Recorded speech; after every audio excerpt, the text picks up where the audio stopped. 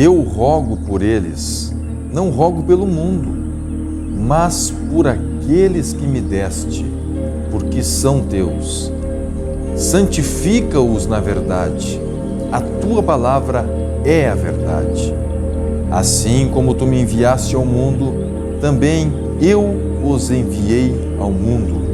E por eles me santifico a mim mesmo, para que também eles sejam santificados na verdade. Eu não rogo somente por estes, mas também por aqueles que, pela sua palavra, hão de crer em mim, para que todos sejam um, como tu, ó Pai, o és em mim e eu em ti. Que também eles sejam um em nós, para que o mundo creia que tu me enviaste. E eu dei-lhes a glória que a mim me deste, para que sejam um, como nós somos um. Eu neles e tu em mim, para que eles sejam perfeitos em unidade e para que o mundo conheça que tu me enviaste a mim e que tens amado a eles como tens amado a mim. Pai, aqueles que me deste, quero que onde eu estiver, também eles estejam comigo, para que vejam a minha glória que me deste, porque tu me has amado antes da criação do mundo. A palavra que lemos fala de igreja e fala da unidade da igreja entre seus integrantes e unidade da igreja com Deus. Estamos aqui no sítio de retiros em Bom Retiro do Sul, um lugar completamente relacionado com esse assunto. O que é unidade? Nós veremos que unidade é uma consequência da ação do Espírito Santo que produz um novo nascimento no coração do homem. E quando milhares de pessoas recebem esta ação do Espírito Santo, eles transformam-se em um corpo chamado Corpo de Cristo, unido pela ação do Espírito Santo, um Espírito que está unindo milhares e milhões de pessoas, formando a Igreja invisível, a Igreja universal de Deus, espalhada por toda a terra. E para que isso aconteça, é necessário a ação do Espírito Santo, mas para que esta ação do Espírito Santo seja preservada, é necessária uma ação da própria igreja que já foi alvo desta ação do Espírito Santo. A ação da igreja para preservar esta unidade. E por isso que este complexo que você está vendo aí existe, para que cada crente que um dia experimentou a ação do Espírito Santo na sua vida, para cada crente que um dia nasceu de novo, que um dia recebeu a natureza de Deus na sua vida, que esse crente preserve esta unidade preciosa, preserve esta comunhão, esta experiência preciosa que Deus deu gratuitamente ao ser humano. Para que isto seja preservado, é necessário uma ação do homem, uma ação daqueles que já são Igreja Universal, que já receberam o novo nascimento. Eles precisam manter isto.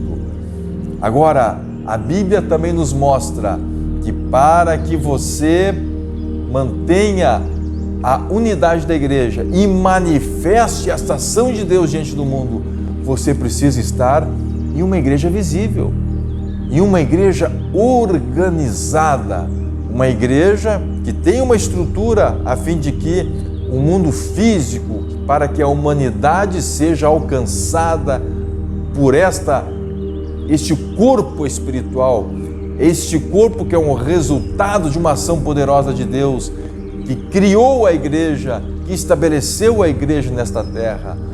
Estamos aqui nesse sítio de retiros, com a 4ª edição da Escola de Obreiros, uma escola que tem trabalhado muito este tema.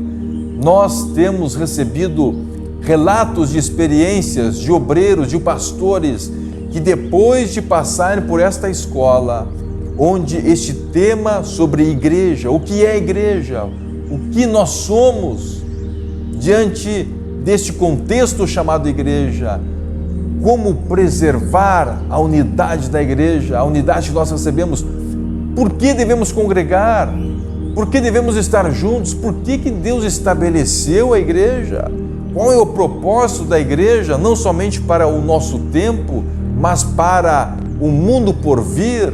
Existe um propósito, Deus criou a igreja, não foi simplesmente para resgatar um ser humano que havia caído, não.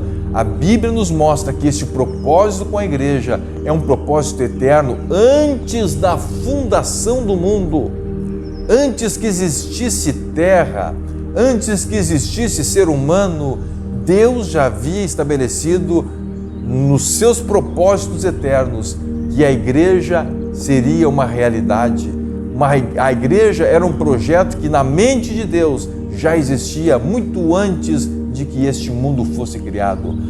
E nós, estudando este conteúdo, nós entendemos a importância de nosso propósito diante da igreja. Nossa visão muda, nossa visão se transforma. Nós entendemos que não estamos aqui por acaso. Nós entendemos que igreja não é simplesmente um projeto que veio restaurar alguma coisa que havia se perdido. É muito mais do que isso. Esta restauração faz parte desse projeto. E quando você entender o que é igreja, quando você entender qual é a função da sua vida, o propósito da sua vida diante desse propósito enorme, desse plano gigantesco, esse plano que a nossa mente não consegue, pelas suas limitações, entender plenamente, porque um dia nós chegaremos, quando o nosso corpo, que é mortal, se revestir da imortalidade, aquilo que é corruptível se revestir da incorruptibilidade, nós teremos então um entendimento pleno. Mas hoje a palavra de Deus já nos mostra, e este conhecimento tem transformado a vida de muitos e muitos obreiros, muitos pastores que têm passado por essa escola de obreiros. E agora nós estaremos compartilhando esse conteúdo com você.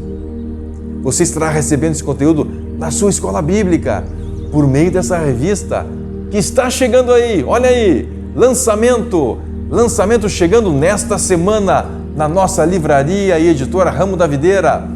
Igreja, sua unidade e a razão para a criação da humanidade. Você não pode perder nenhuma escola bíblica onde este conteúdo vai estar sendo ministrado. Aproveite, este conteúdo vai mudar a sua vida. Este conhecimento vai transformar a sua relação com a igreja e a sua relação com Deus.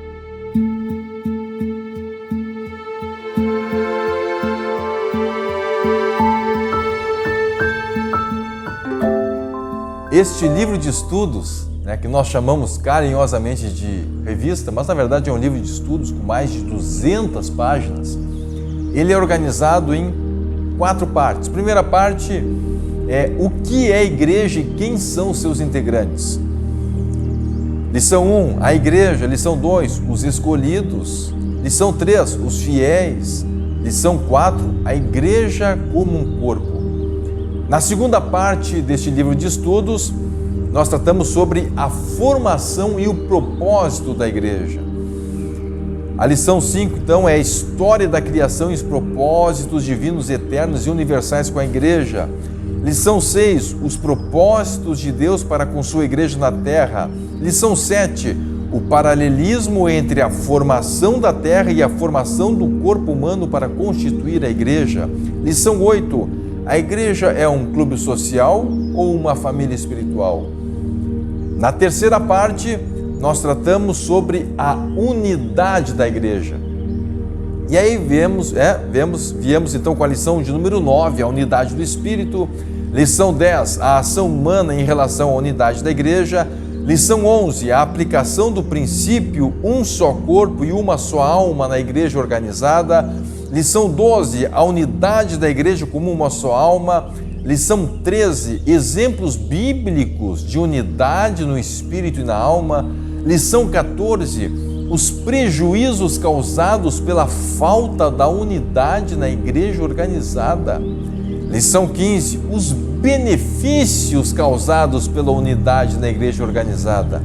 Lição 16, o poder destruidor da sabedoria do mundo. Lição 17, a igreja invisível, a igreja organizada. E a lição 18, o caminho para a unidade. A quarta parte, então, nós teremos o assunto, o grande tema dessa quarta parte é conhecendo as ações dos inimigos contra a unidade da igreja. Lição 19, a reação do inimigo contra a unidade, o perigo da rebelião. Lição 20, a divisão. E lição 21, onde está o teu fundamento?